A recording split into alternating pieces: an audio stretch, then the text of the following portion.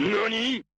For a long time, I've had fascination with specialist divisions such as combat engineers and mountaineers.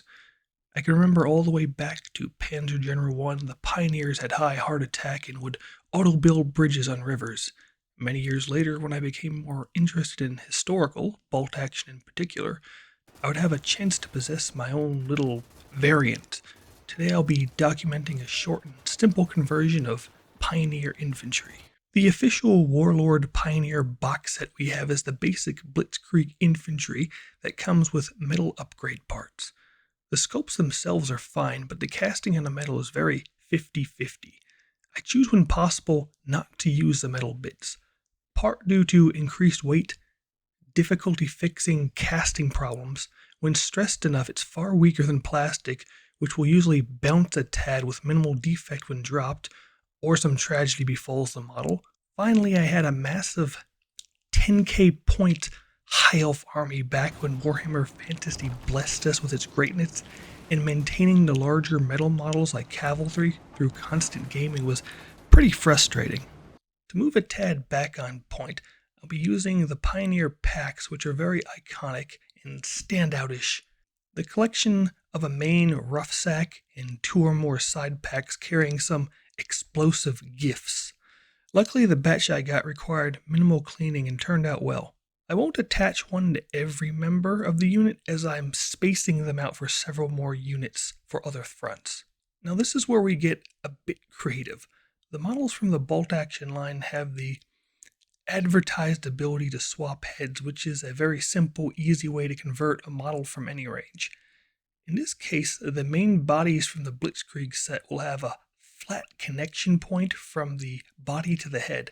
The later kits all use a ball joint to connect the head for a slight more natural way of posing.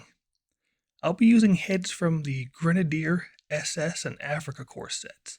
The key to getting the heads to sit naturally is to shave the bottom of the ball joint to the flat neck. I start out with a very small shave off and increase till the head fits the direction and angle I want. I would recommend starting the cut slightly from the back of the ball instead of the center. The torsos tend to be hunched over into figures, and cutting them from the center will have the soldiers staring at the ground as opposed to being up and around. I tend to wait till after the arms are placed to finalize the head, so let's get to that. Unlike the heads, the arms are a little more tricky.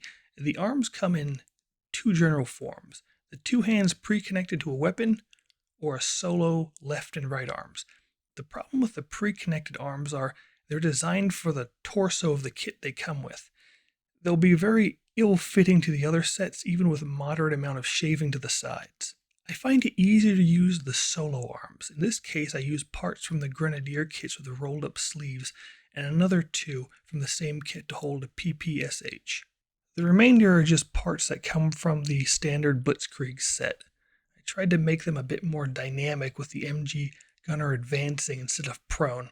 I tried to make the belt go over his arm as a Rambo style, but it didn't sit too well. I settled for a small link coming off the side for a short burst. I may try again with a different setup to see if I can pull off the Rambo style. Short, simple, and to the point, I'm happy with it. I should be able to squeeze 3 or more squads out of the bits I have. I still need to do a flamethrower and a unique recoilless rifle. I should have a write-up on the painting coming probably in the next day or 2, hopefully. The next project should be a Luftwaffe field division, and hopefully soonish. I just finished converting them, and well, that's it for now.